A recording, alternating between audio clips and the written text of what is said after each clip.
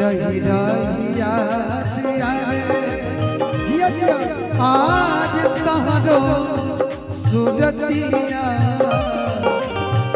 दिनवा तो कट जाता कट नहीं कटिया। अच्छा एक हमारे मित्र बोले भैया मनीष भाई सुनाई रहे, मैं माफी चाहता मैं आपको पहचान नहीं पाया।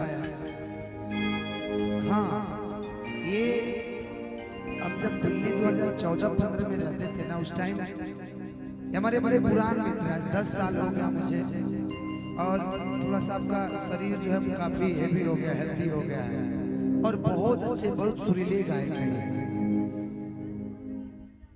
बिल्कुल। हाँ हाँ अच्छा गाते रहे।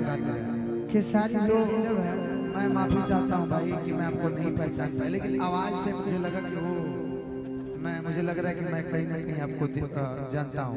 तब आप जब बताएं भैया ठीक है त्रिवेणी भैया,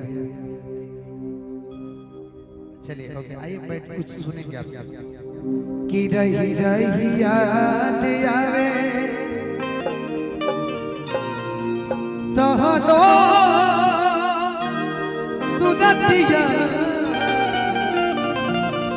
कि दिन बात कट जाता कटे नहीं रतिया।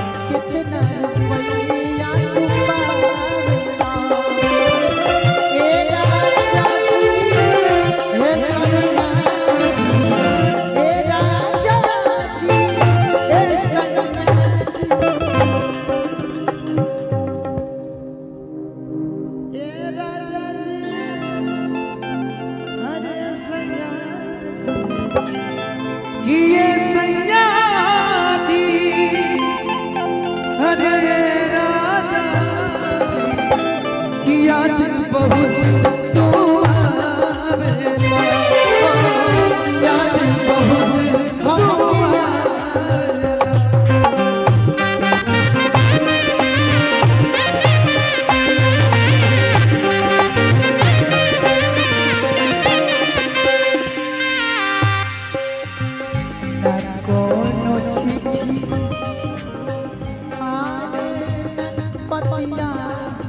पठवला पतिया पठवला हम वीर हिलिया के बड़ा रे सतवला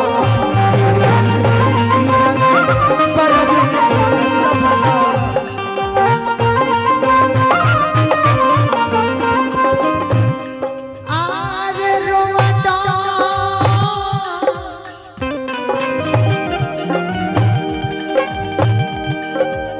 कवला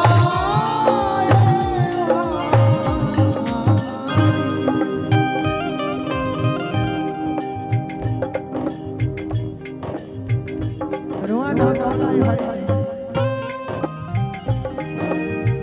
मारे पूरवैया चटा काना राजा जी, मारे पूरवैया चटा काना राजा जी, काना सती बोला